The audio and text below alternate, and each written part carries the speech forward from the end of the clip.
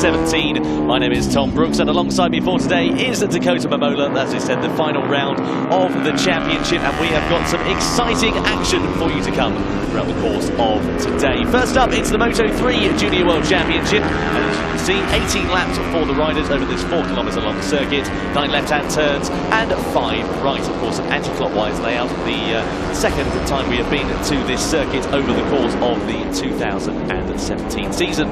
So riders are now exiting pit lane, getting ready to come out on track, and now it's a good time to introduce Dakota very quickly and say a very good morning to you, to Dako. Nice to have you back. Thanks, Tom. It's good to be back here. We were here last week. We were with the World Championship. It feels like yesterday, to be honest, but it's chilly out there. It really is, yeah, very cold indeed. 14 degrees Celsius it is at the moment, which is quite a bit colder than it was last week. Actually, quite a bit colder than it was yesterday here as well. It was around about 23, 24 degrees during the daytime yesterday, in the sunshine at least. But when you get into the shade, it's not half cold. Yeah, it's a weird racetrack here because, like you said earlier, on the front straight, you don't quite get the sun. Maybe an hour during the day you get the sun in the front straight. So it's one of those places here where it only stays warm 2 hours, 3 hours max a day, and then the sun's already going up or down. So no, it's a tricky conditions for these boys because not so many rights here. So especially turn 4, which is that famous right-hander where most of them crash because of a cold tire on the right side. So but anyways, I think we're gonna have some good races today. Absolutely. Well, we've got the Moto3 Junior World Championship up first, as we said. However, we have got 2 titles to decide today, and neither of them, of course, are the Moto3 Junior World Championship. That was decided last time out in Aragon, just over a month ago we were there. Quite unbelievable to think how time flies, doesn't it? But it was Dennis Foggia, who is the Junior Moto3 World Champion of 2017. He, of course, will make the step up to the World Championship full-time in 2018. More on that later. As we said, 2 titles to decide today, Moto2 and European Talent Cup. We'll talk, of course, more about that as and when. We've got Moto3 coming up for you first, then we've got the Moto2 race afterwards, then comes European Talent Cup, and then we've got the final Moto2 race of the season. Moto3 race, I apologise, thank you, to conclude the day. And the man who starts on pole position is the guy just being wheeled to the grid. He's been competing in the World Championship so far this year, and fresh off of his debut win in the Junior World Championship, it's Jaume Masia there, Dakota, and he starts pole position first time this year. Yeah, he's been doing great this season. I think he's a rider to look out for. He's been really improving. He did that wild card, I think, in Austria, and was running in the top 10. So I mean, really fast rider. Good lap time. That lap time, the 39.4 he did, would have put him 7th on the MotoGP grid, Moto3 grid last week. So good effort on him. And last race of the season, Dennis being his next door to him, should be a good race between both of them. Well, incredibly impressive it is. As you can see, he's had something of an interesting season, a few DNFs, a couple of blots on his copybook. Nonetheless, of course, a very impressive season for Jaume Masia, and then they decided to, of course, put him in the World Championship to replace the injured Darren Binder. 5th in the title he is in the Junior World Championship, however, and there is actually a fight going on for 2nd place in the title. There are any one of 4 riders who could end up being 2nd after the end of the day's action. Currently 2nd in the championship is Jeremy Alcoba. Then comes Vicente Perez, Alonso Lopez, and Jaume Masia with Kazuki Misaki, the final rider who could also get up into 2nd place. Here is the Junior Moto3 World Champion of 2017, though, Dennis Foggia, and you can see from that graphic on the right-hand side of your screen just how much of a consistent season the Italian, the 18-year-old from Rome, has had. Many wins, of course, and we should mention Dakota as well. He absolutely dominated it here last time. Yes, he did, and now that he's got more experience under his belt, doing some World Championship races, in that last weekend he rode here in the World Championship and finished 7th. So he's got good good talent, this kid, and and he's really fast here in Valencia, like he showed us last race here. So I'm sure he's relaxed for this race too. Yes, indeed. There's Jeremy Alcoba. We just saw the Spaniard. Starts on the outside of the front row. Nice to see him back on the front of the grid. He's had an interesting couple of rounds, has Jeremy. Sort of been a little bit off the boil, as it were. But nonetheless, very impressive indeed for the Spaniard this year. Aaron Polanco, of course, he wildcarded in the Moto3 World Championship. As you can see, a bit of a win it or bin it sort of style, finish or bin it sort of style he's had. As you can see, quite a few DNFs in his season. I mean, he's only 10th in the championship on 52 points, but did replace Livio Loy, the injured Livio Loy, in Aragon for the World Championship, and didn't do himself any disservice at all, looking like he could be a potential threat and a front runner in the future. Yeah, I mean, he's a guy that you see that's improving step by step, and I know Aaron really well, and he's actually grown so much now. So he's actually quite tall for a Moto3 bike, but it's one of those things where he's improving more and more. And I'm not quite sure where he's going next year yet, but hopefully, I think he needs one more year in Moto3 just to show that he could stay now in the top 5 for most of the races. Well, we'll talk a bit more about the deals that have been signed in terms of the 2018 season. Riders who are moving up, riders who are staying put, and so on. Here's Bruno Palesi-Airachi, the Italian rider, riding for the TM Racing squad on a TM Racing bike, nonetheless. 23rd in the championship, only 15 points. An interesting season, but his best qualifying of the year, lining up on the outside of the second row. So keep an eye out for him in this race. The Italian could prove to spring a few surprises over the course of the day. As we said, 2 races for the Moto3 field. Here, though, is the number 33, Yuki Kuni, 14 years old, the Japanese rider. 12th in the championship, 43 points. Last round of the season, of course, for all of the riders. And Yuki will be looking to get some more consistency under his belt. Of course, he's unfortunately failed to finish a few races and failed to start a few races due to being hampered by injury this season. He's been competing, of course, in the Asia Talent Cup as well. So he's got a wide variety of experience on a plethora of machinery. So keep an eye out for him. Could be a bit of a cat amongst the pigeons, shall we say. But he's got this man for company alongside him, Vicente Perez. The 20-year-old from Spain, riding the number 63. As you can see, very consistent in terms of finishes. Quite a few top 10s. As you can see, there hasn't actually finished outside of the top 10 all season, aside from that one DNF that you can see there. So he's a bit of, shall we say, an elder statesman in terms of the Junior World Championship, being 20 years old. But nonetheless, their Daco, looking like he could be a serious threat today.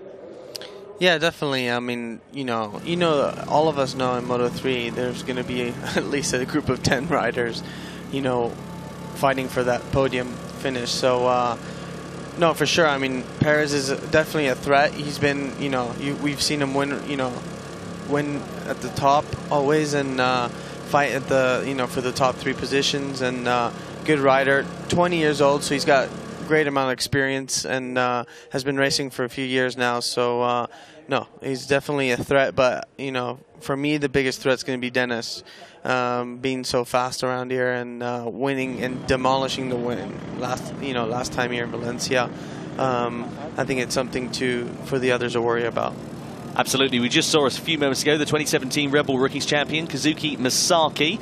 He is in good stead in 9th position on the grid. This man heads row number 4, however. Sergio Garcia, one of the youngest riders in the field with the Estrella Galicia Junior team. Keep an eye out for him in 2018 as well here in the Junior World Championship. He, I am sure, will be very, very quick. He has been proven to be very fast over the course of the season.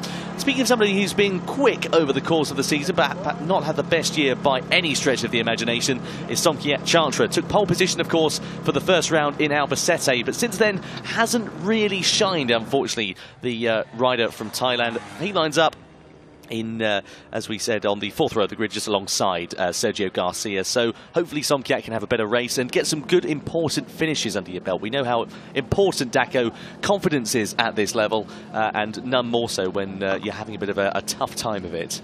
Yeah, and racing, so like I said, racing's sometimes 90% mental, and you need to be strong in the head and be ready to fight for anything that comes through your way.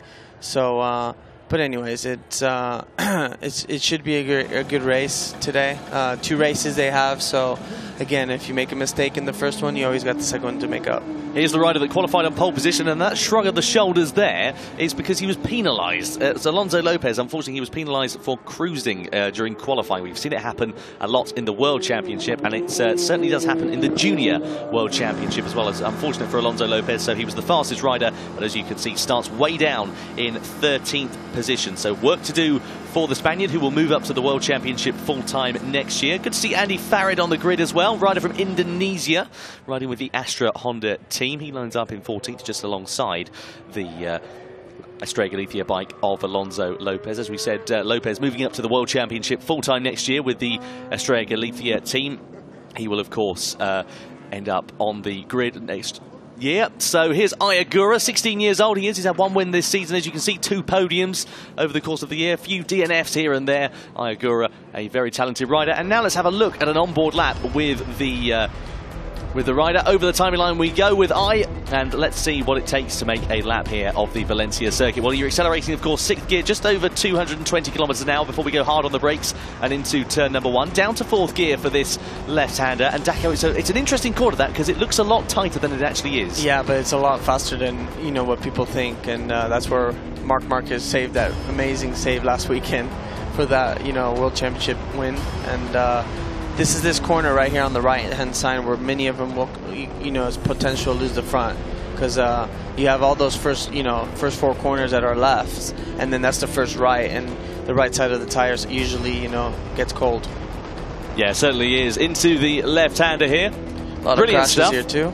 Yeah, exactly. It's a very popular place to drop the front end through there. We go into this left-handed kink here, of course. We saw actually Karel Abraham having a crash in MotoGP testing here, but here's turn number 8 where Andrea Dovizioso threw it down the road during the MotoGP race last week. Out of that left-hander there, so potential passing place through there. We go into the right-hander of turn number 10. Here too, right. Absolutely. And that's not a good place to crash, because your bike just destroys. Into the right-hander we go, out of it now.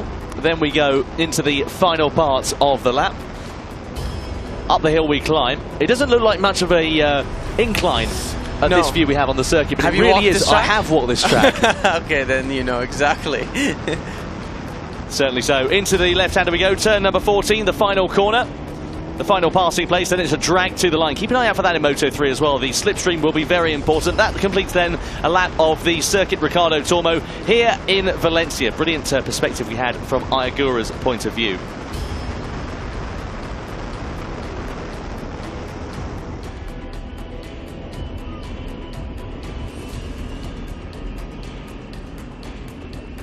So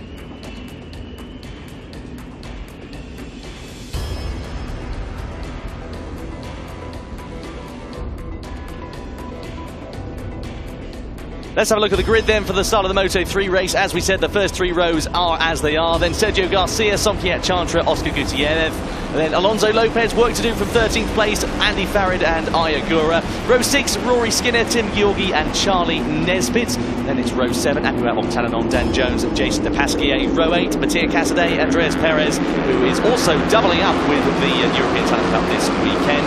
Row number 10, Jacinto Garcia, good to see him back out after injury. Nicolo Carraro, then Angel Lorente, Tom Booth Amos, more on him in a moment. Ivan Reyes, Celestino Ramos, Kevin Zanotti. Then further down the order we see row 13, Alex Ruiz, Ryan van der Laubart, Ricardo Rossi, Lauren Faber, Marc Garcia, Sacha de Witt, Maximilian Knopfler and Davide Pizzoli at the rear of the field. So that is how they line up in the Moto3 Junior World Championship. Tom Booth Amos here this weekend, as we said, a new name from Britain. He is the British Moto Star champion of 2017 and is riding for the British Talent team here this weekend. And by the sounds of things, when chatting to him yesterday, it looks like he will be on the grid full-time in 2018. So that's good to see some more British talent coming through the ranks. But Daco, it's the final round of the season, the first race out of 2, and we've got such an exciting lineup on the grid. We've got Alonso Lopez having to make work from 13th, I should say, on the grid. We've got Dennis Foggia on the front row, Jaume Massier, Jeremy Alcoba. There's a plethora of talent in the first 5 or 6 rows who have all proved they can run at the front. Yeah, and it's incredible to see how many Moto3 riders have actually come here in Valencia. I think they had to make 2 groups this weekend for qualifying, and then they had a last chance qualifier for the final 2 positions on the grid, and I think there's 46 riders out here. So it's impressive, and it's great to see that there's you know, that many talented riders out here in Valencia for the final round. And like you said, there's a lot of good riders in the first 3 rows, and I'm sure there's going to be some good racing coming up. Absolutely, yeah. Over the course of the day, of course, as you said, we've got 2 Moto3 races. Riders just making their way to the grid now. Of course, this time last year, actually, it was Lorenzo Della Porta who lined up on pole position. Then his bike spectacularly caught fire, didn't it? Hopefully we won't have any repeats of that. So, as we said, a 18-lap race for these riders. Jaume Masia, pole position for the Spaniard with that Cuna de Campeones machine. The Valencian run outfit, a local team to this circuit, so they'll be hoping for a very good result indeed. Of course, he makes the step up to the World Championship full-time in 2018, as we have said.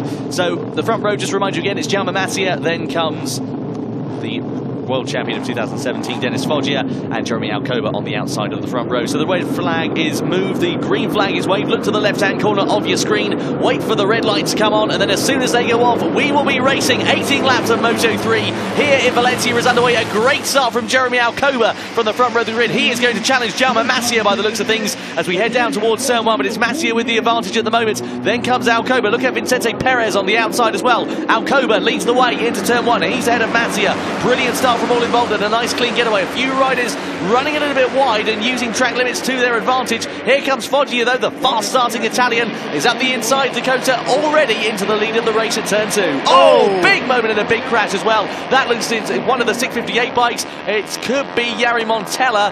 That's a big shame there for him. So we hope that Jari Montella is okay. We'll keep you updated with any information. And another big crash as well. Is that Apiwat Wongtananon in there? It is indeed. One of the VR46 Mastercamp bikes. So carnage on the first lap, Daco, and now Masia back into the lead. Mini carnage. Hopefully everyone's all right. But that's that, you know, that turn 4 again, where 4 of them crashed. You know, I bet, you know, the cold tire caught him, and that happened. That's always a thing that happened in the first lap. Well, Dennis Foggia has now managed to take the lead back as we go into the second sector of the lap. There is Sergio Garcia with the number 33 of Yuki Kuni riding very close behind. So it'll be interesting to see what sort of groups we have mingling amongst the riders. It's Jeremy Alcoba getting his elbows out, bumping fairings with Foggia. He's up the inside into the fast right-hander and ahead and into second place. That is a good sight to see. It's actually Mattia Casadei, I apologise, not Jari Montella, the rider that went down the road. Let's have a look at the incident there. He was lying on the ground for a while. We did see some movement, but let's see if we can piece together what happened. And it was all on his own, wasn't it?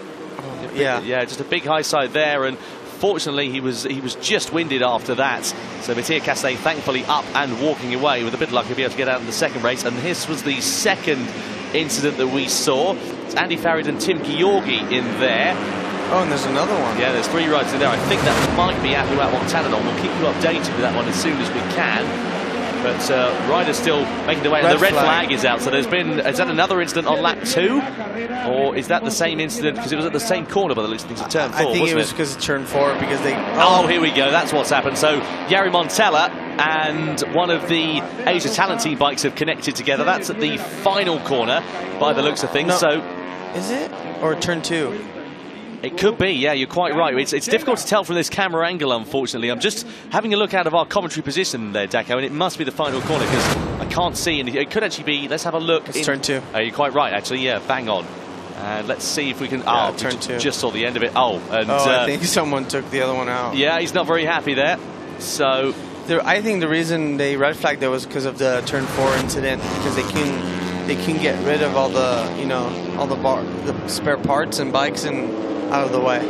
Well, it's a bit of a false start then for the Moto3 guys. A disappointing way to get the event underway. And so what will happen now is, of course, the riders will head back to pit lane. They'll all go into their garages. Any necessary repairs that need to be made will be made. But of course, there's just bikes and a bit of litter to clear up on track. Hopefully everybody involved is okay. It was Apiwat Wongtananon, the rider that was involved at turn 2, holding his arm there by the looks of things. So we hope that the Thailand rider is unharmed after that. But the main thing is he's up and he's talking and he's walking. So no major damage done. But riders now, as we said, heading back to pit lane. They'll congregate in their respective garages. And they'll wait for the signal from race direction. They'll head back out onto the grid.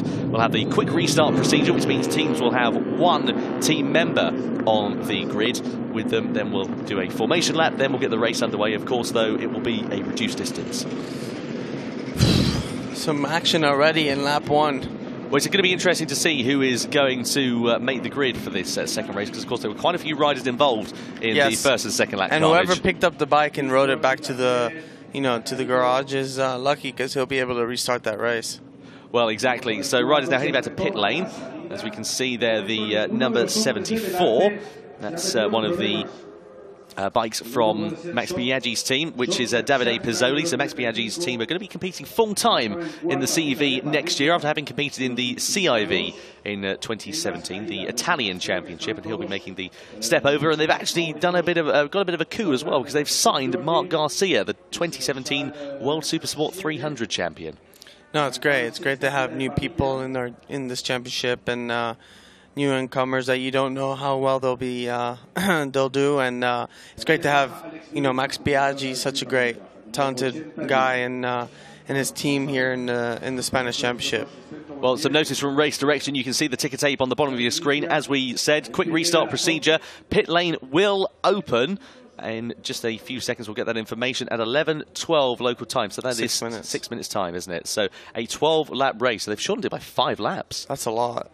I would have thought they were shortening it, but maybe 3-4. But well, timing schedules, of course, we've got it on television, so it does make a difference, certainly with the live broadcast. Of course, we have to get it timed up as much as we can. So a 12-lap race, that's going to be a bit of a sprint then as well, and it's going to be interesting. 60 seconds is all they have to open that pit lane, so all the riders better be ready. It's going to be, if any repairs are going on, it will be very Marc Marquez Estoril-esque, won't it? Making them very quick sticks. It was Somkiat Chantra, the rider who was involved with Jari Montella at the final corner. That's a bit of a disaster of a first lap for the 658 racing team, because we saw Mattia Casadei going down the road, then we saw Jari Montella also going down the road. So you see, if they can get his bike started and he can get it back to the garage on time, I think he can ride. Well, they're trying to bump start Somkiat Chantra's bike, but it was laying on its side for quite some time. So it'd be interesting to see whether they're able to do that. But they do get it fired and into life, so he will make his way. There's Mattia Casadei, the rider who fell foul at turn number 2, also with his 658 teammate. That's a sorry sight to see. Both of those bikes heading back to pit lane. Paolo Simoncelli will probably have his head in his hands. Well, did they take each other out too? No, they didn't. No, Mattia Casadei was the rider who high-sided at turn 2 on his own, and then, of course, it was Jari Montella who connected. So not a good day Chantra. for them in the office. There's Alberto Puig watching on for the Asia Talent team. You can see the British Talent team bike in your background of your shot there. That's the bike that Tom Booth Amos is riding this weekend, and also the bike that John McPhee was on. Speaking of John McPhee, we should have him joining us in the commentary box in a few moments as well, which will be exciting. We look forward to seeing what he'll be up to. Well, we know what he'll be up to in 2018, but we look forward to chatting to him very shortly, I'm sure.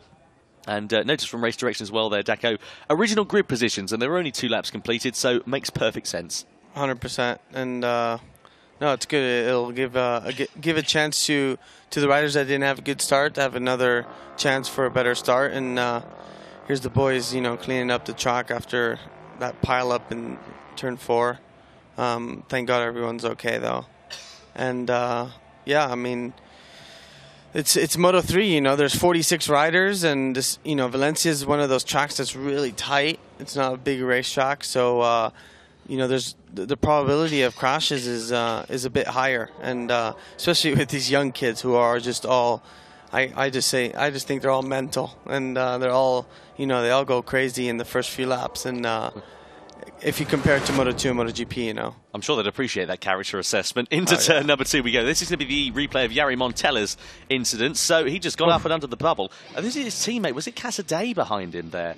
Sorry, not Casadei, rather. I apologise. Was it Jari Montella behind him? But that was a nasty incident. Here's the replay of the turn 4 crash. We're just going to see the end of it. There's Akuat Wongtananon's bike going down the road. Tim Georgi also involved, as well as Andy Farid. So 2 Asia Talent team bikes, or bikes from the Asia Talent team fold, getting involved in that incident. And this is what happened with Chantra and Montella on lap number 2.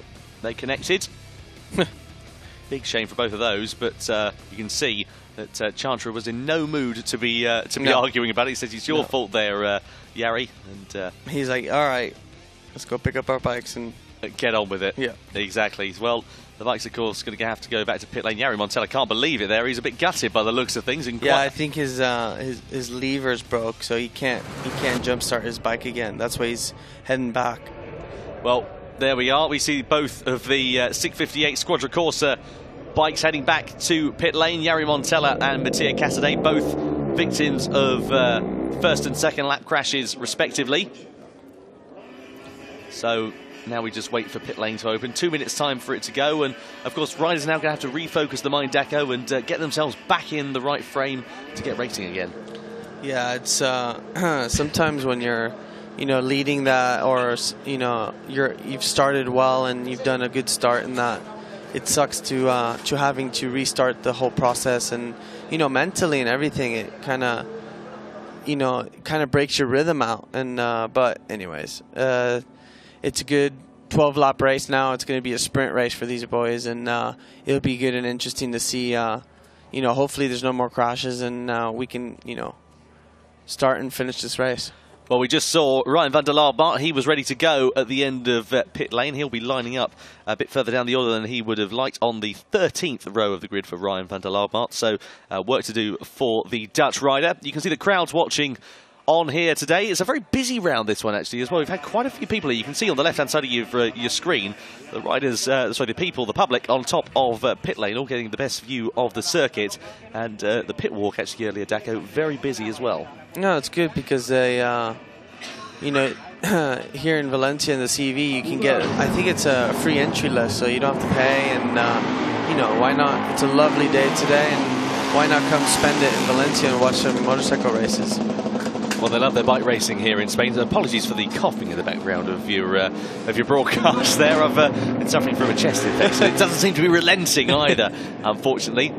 So riders now heading out of pit lane. As we said, they've got 60 seconds to make it onto the grid, so no time to be dilly-dallying around. And the Reale Avinter Academy bikes first out on track, as we can see.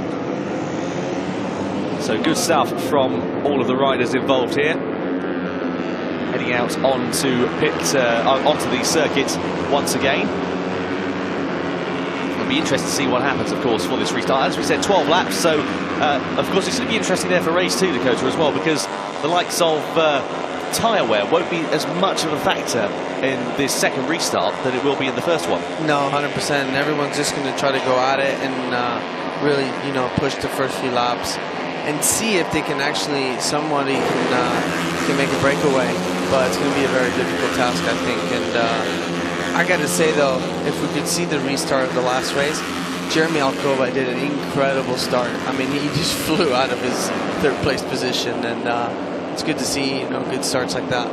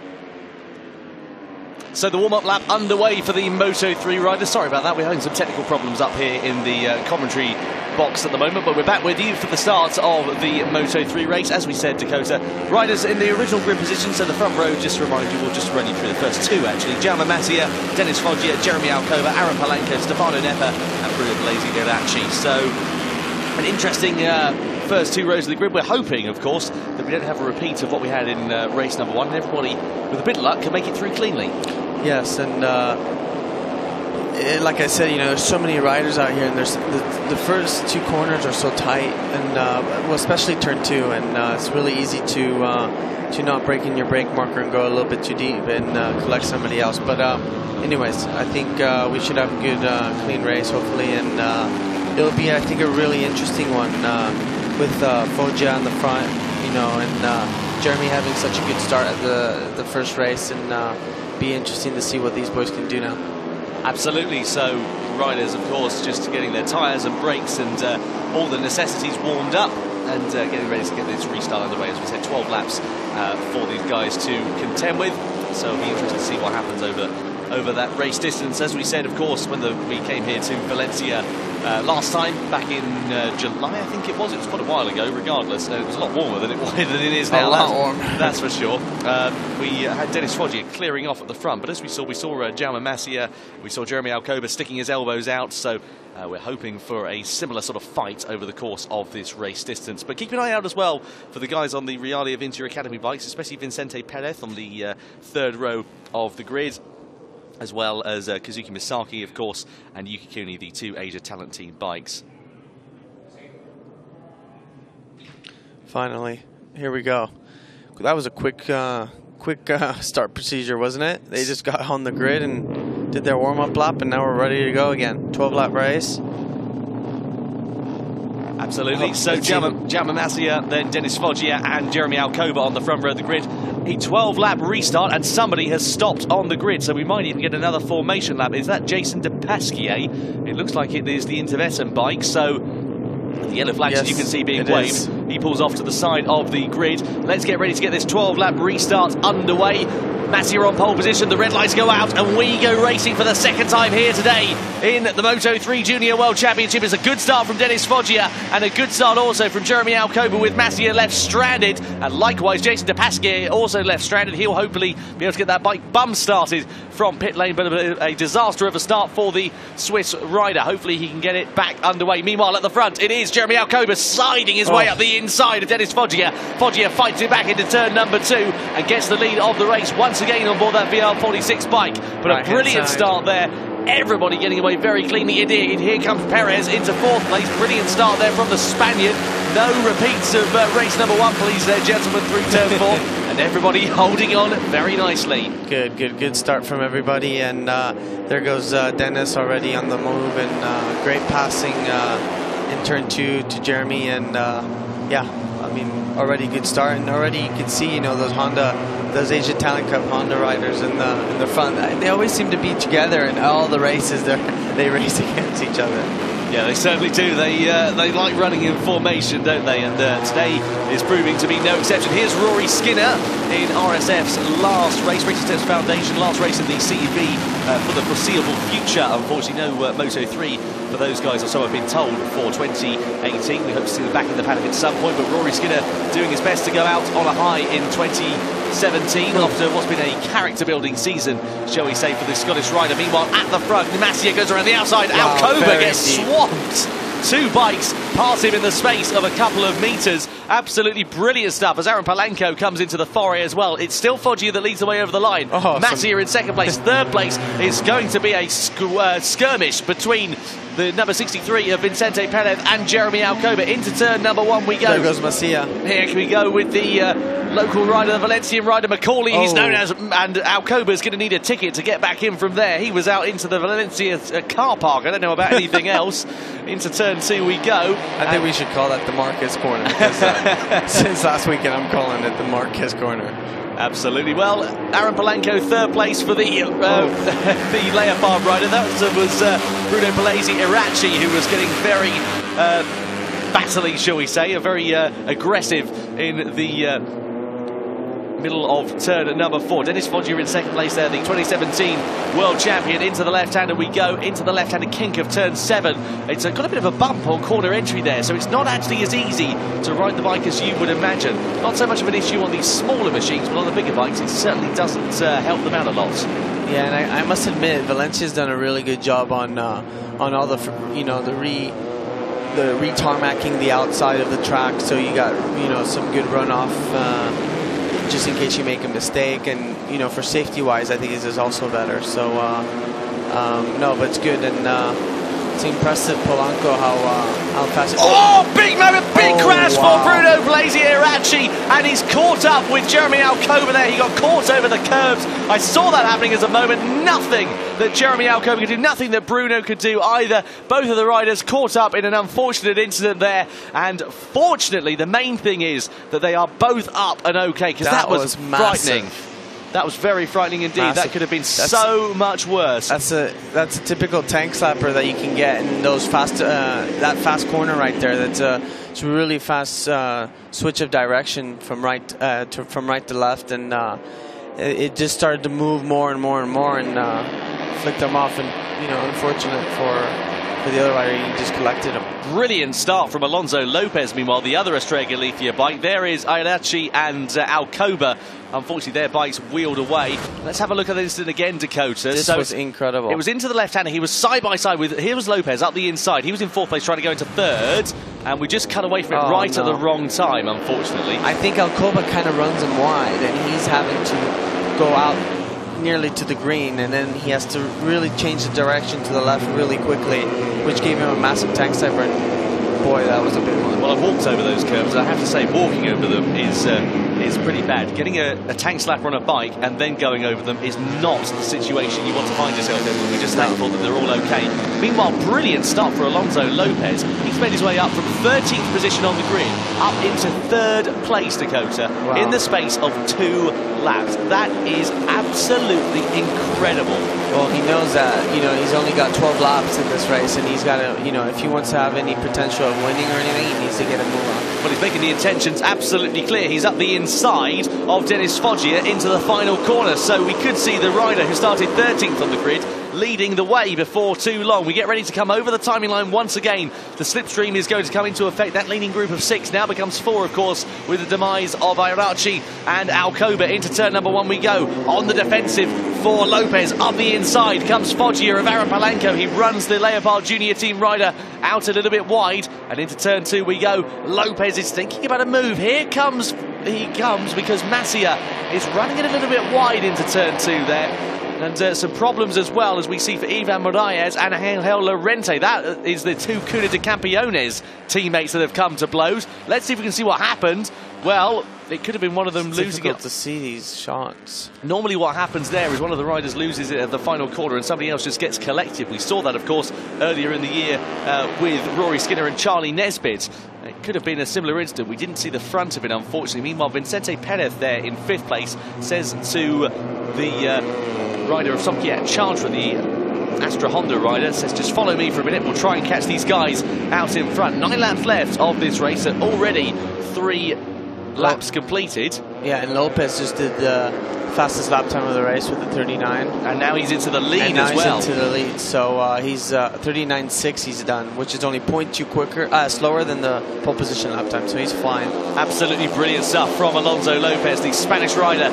Hits the front. He'll be moving up, of course, to the World Championship full-time in 2018 with the Estrella Galicia team, alongside Aaron Cadet, and you have to say at the moment that is a very good signing indeed, because he is proving his worth. 13th to the lead of the race in 3 laps is an incredibly impressive feat. Over the line we go to start another lap. Here comes Foggia, here comes Masia.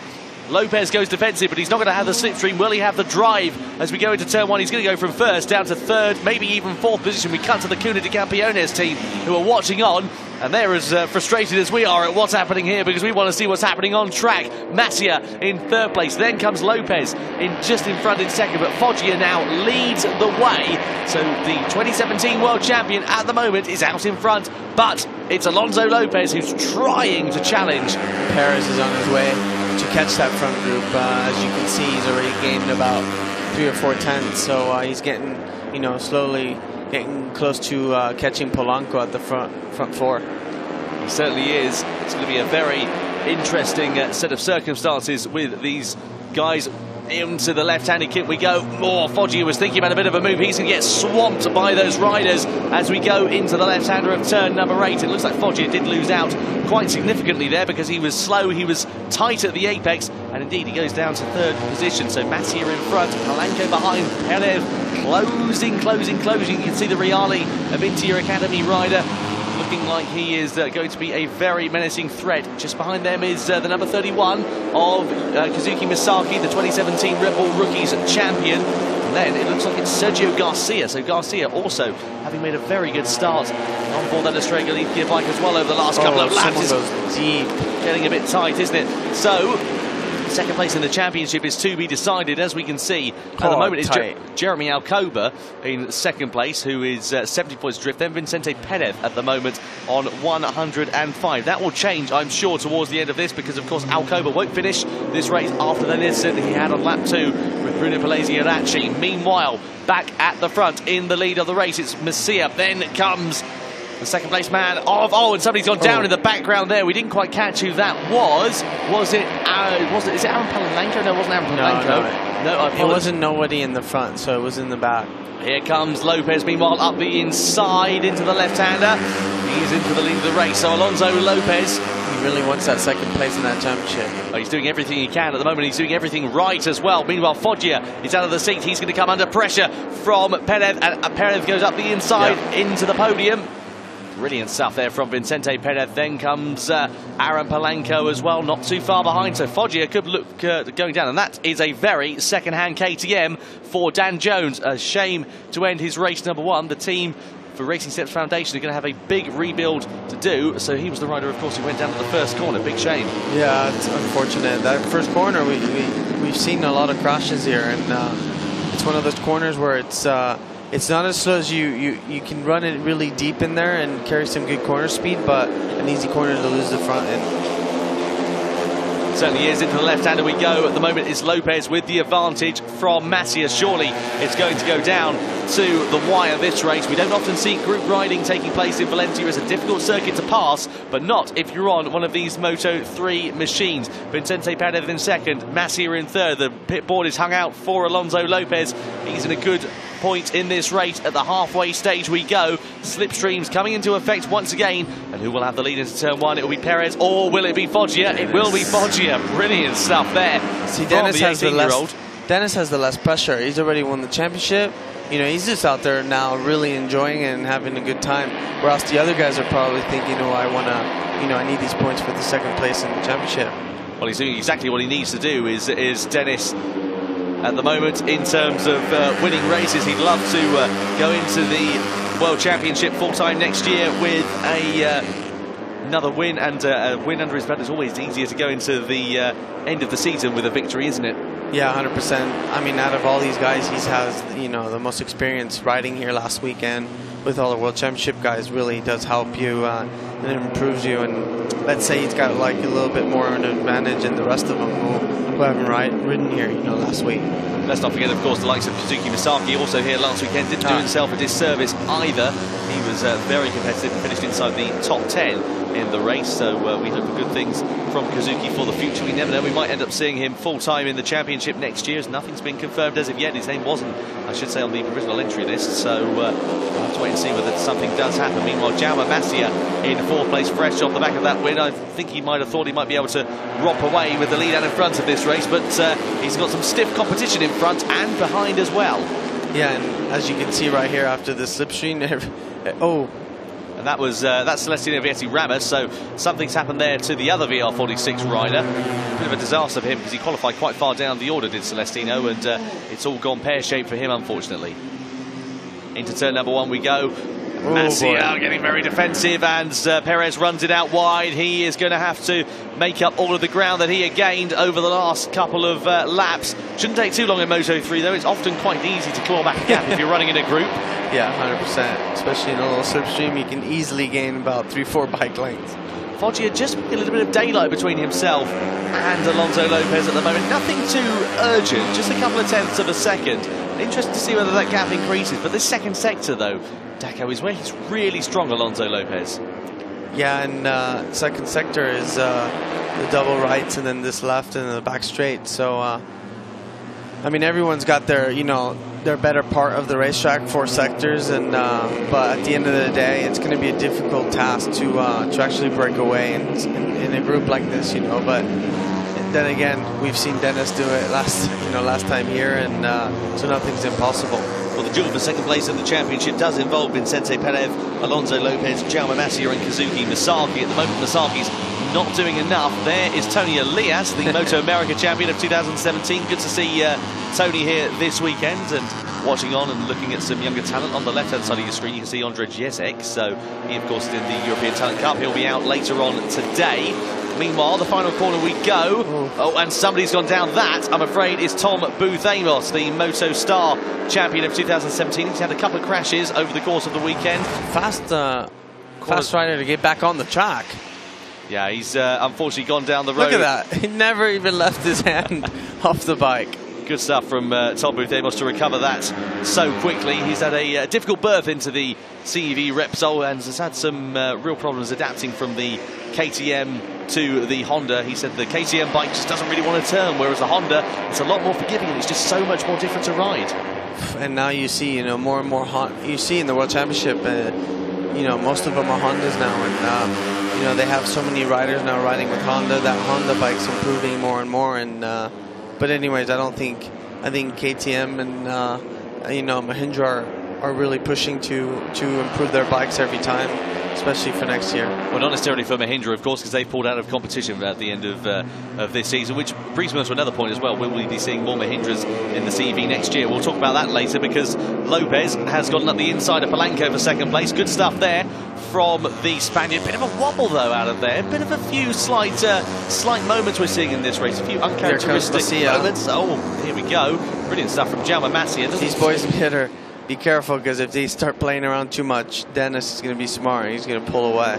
Well, that's exactly what we've seen with Foggia over the course of the season. He's a very smart rider, thinks on his feet, and is able to really make an advantage where others struggle. Here we go into the final corner, and Polanco, he's so good on the brakes into that final turn. Yeah, he needs to start getting, you know, up in the front if he wants to, you know, have any chance of winning this race. Well, over the timeline we go. 4 laps will become 3. And who will lead the way at the end of the race and into the checkered flag? At the moment, it's going to be Foggia with the advantage. It's all going to be hairy for third place, though, as Polanco is shuffled to the outside, with Lopez and Pérez going head-to-head as well into the left-hand of turn 2. Here comes Lopez up the inside of Masia. Brilliant stuff there from the Spaniard. Into the left we go. 3 laps to go. This is where things start getting crucial, and you need to start, positioning yourself to if you want to win this race. And but it's great to see, you know, Dennis dominating again all these races, and just shows you the talent this boy has. Well, let's not forget Alonso Lopez only will turn 16 on the 21st of December, so he's just 15 years of age, and he's riding like he's been, well, I say it's like he's been racing since he was 4, but he probably has been racing since he was 4, let's be honest.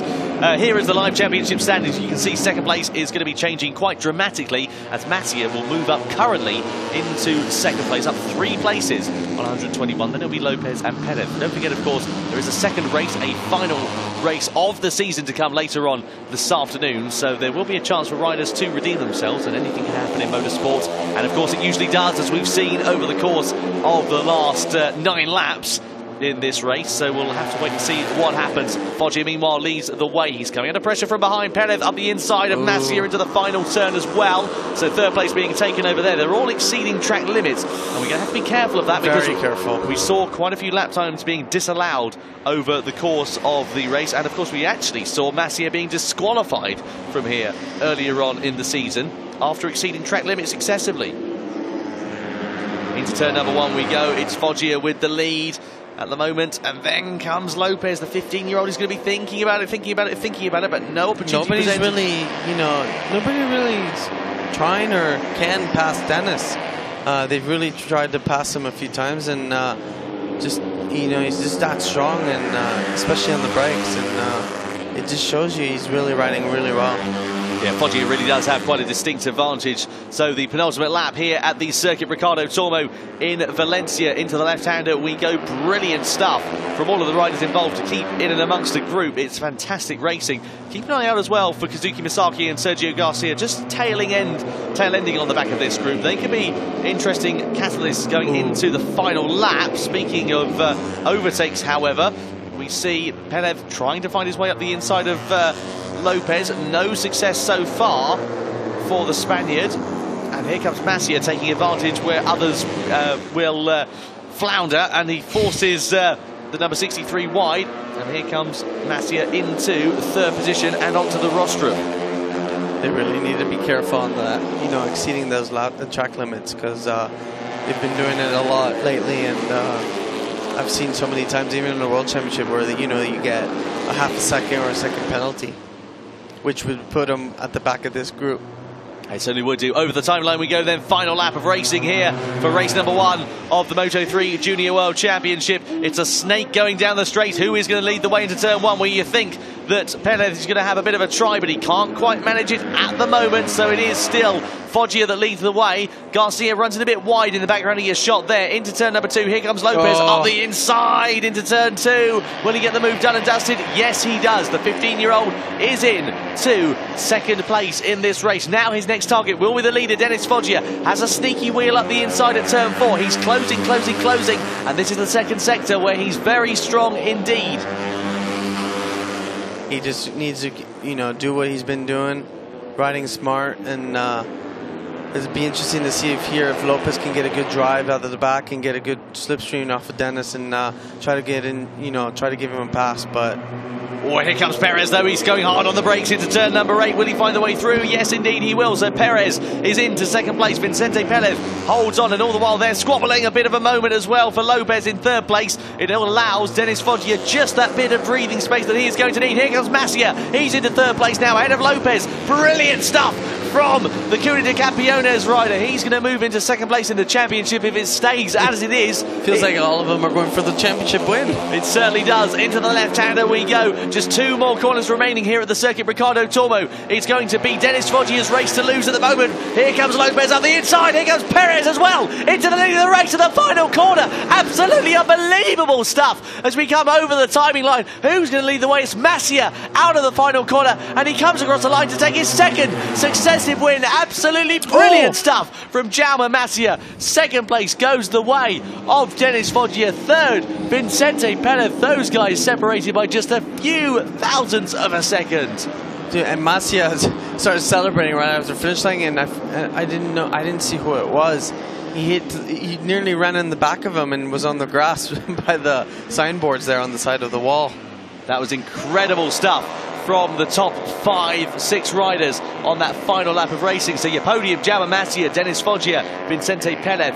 Then comes Alonso Lopez in 4th place, just missing out on that rostrum after a brilliant ride from 13th on the grid. Aaron Polanco in 5th, Kazuki Misaki in 6th, Sergio Garcia in 7th place. Then it's Ayagura 8th, Stefano Nepa in 9th, Yuki Kuni in 10th. Brilliant stuff from them. Vicente Pérez as well. He really tried it up the inside of that final corner there, Daco. Didn't quite pay off for him, but went deep. But I think he needed to give it a go. Oh yeah, I mean, last chance, and everyone's fighting for that second place. But Masia played it right. He played his cards right. He waited, and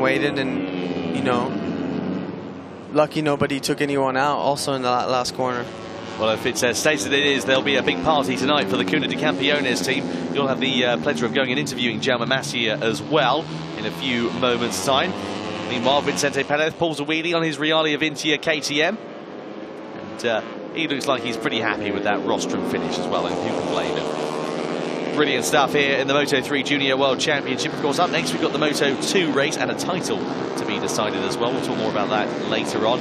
But Jaume Masia then, the 17-year-old, and a brilliant trio of wheelies as well with Jacito Garcia for the FAL 55 racing team, also getting involved in and amongst the mix. So brilliant stuff. As we said, Dakota will be talking to Jaume Masia, Macaulay as he's otherwise known, because apparently he looks a bit like Macaulay Culkin from Home Alone. There we are. Interesting to find out, hey?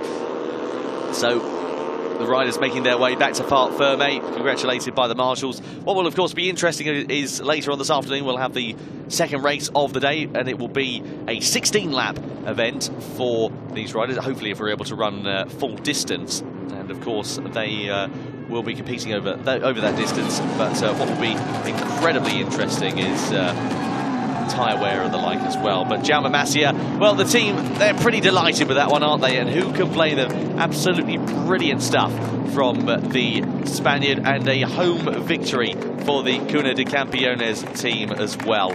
Doesn't really get much better than that. Hopefully he'll be able to fight in and amongst the mix in race number 2 later on this afternoon. A brilliant podium as well for Denis Foggia, second place for the 2017 Junior World Champion. Here are the final results, however. Jaume Masia takes the race victory, his second in succession. Denis Foggia in third place. Vicente Pérez, 5,000ths of a second adrift in fourth. Alonso Lopez, in third place. And then Alonso Lopez in fourth. Aaron Polanco fifth. Vasaki in sixth. Garcia in seventh. Ayagura eighth. Yuki Kuni just inside the top 10. Jacinto Garcia just missing out, with Charlie Nesbitt a strong result for the British rider in 12th place. Oscar Gutierrez in 13th. Rory Skinner points in 14th for the Scottish rider. Lorenzo Petracca on board the JHK Leglise machine in 15th place. Further down the order, Kevin Zanoni for TM Racing, Gerard Riou in 20th, Lauren Faber in 21st, Sasha De Witz in 22nd, Alex Ruiz in 23rd, Maximilian Koffler 24th, Davide Pizzoli 25th, Ryan van der Laarmale in 26th, and Andrea Cavalieri in 27th position. Some highlights from the race then. Well, it got underway with the leader, the pole position man of Jaume Masia, getting a good start, but the man on the outside of the front row, Jeremy Alcoba, made an even better one to lead into the first corner. Turn 2, though, we saw Mattia Casadei going down the road, unfortunately, and that was a nasty incident for the Italian rider. He was involved in a nasty skirmish there. Then just a couple of corners later, we saw Tim Georgi, Andy Farid, and Akuat Montananon also caught up in some strife. The red flag was then brought out as Somkiat Chantra and Gary Montella came together. A nasty incident, but just too much debris on the track. The race was restarted, 12 laps for the riders, and it was Denis Foggia who immediately took the advantage from the front row of the grid. Brilliant stuff there from the Italian rider. They were squabbling behind him meanwhile. And then this was a defining incident in the race as Bruno Palese-Irachi was force wide. Big tank slapper for him, nothing he could do, and absolutely nowhere for Jeremy Alcoba to go. Unfortunately, ending up going down the road. Both riders out of the race, and potentially crucial, especially for Alcoba's championship position as well. Meanwhile, they battled at the front. Alonso Lopez hit the lead of the race, 13th on the grid, up into the lead. Not a bad way to do things. Meanwhile, Dan Jones, unfortunately, ended up with a very second-hand looking KTM after going off at the first corner. Hopefully he'll be able to get down in race number 2. Tony Elias, the Moto America World Champion, or the Moto America Champion, I should say, rather, of 2017, watched on as Tom Booth Amos also unfortunately slid off on board his Honda machine. We'll be hoping for better fortunes in race number 2. Meanwhile, the lead of the race came down to the final corner as Vicente Pérez went for the lead. Ran it a bit too hot, though. That left Masia and Lopez to battle to the line. Who was it going to be? Well, it would go the way of Jaume Masia to take his second victory in succession and a home win for the Cuna de Campeones team. Brilliant stuff from all involved. Great from Denis Foggia in second place, and also equally as good from Vicente Pérez in third position to take the final spot on the rostrum. You can see at the bottom of your screen a slightly revised schedule following that red flag in the Moto2 race. Pit lane will open at 11:50 local time. The race will start at 12:05, so we're running about 5 minutes behind schedule here this afternoon in the FIM CEV Repsol. So riders making their way back to, or onto the podium, we should say. Vicente Pérez for Reale Avintia Academy in third position. Denis Foggia for the VR46 Junior team, who of course he'll be racing with full-time next year in 2018, in second place. And Jaume Masia, the race winner. A brilliant race for all involved. The trophies being presented to the riders as well, and quite rightly so, we should say. So the Constructors' Trophy presented to the VR46 Junior team. And the third place trophy is presented to Vicente Pérez after a stunning ride for the Spanish rider. Brilliant stuff, and a real confidence boost as well for the Reale Avintia team. They'll be very, very pleased at that result. Second place of Jaume Dennis Foggia, I should say. Another podium for the 18-year-old from Rome. And Jaume Masia, the race winner, will get his trophy in just a few moments' time. Still too young to be spraying champagne on the podium, so there'll only be one bottle of bubbly for them. That'll be for Dennis Foggia. There we go, the race winner, Jaume Masia, presented with the race winner's trophy and also a check for some petrol as well, some free fuel from Repsol. Very nice indeed. Can't be too bad. Maybe he'll put it in his scooter or something like that.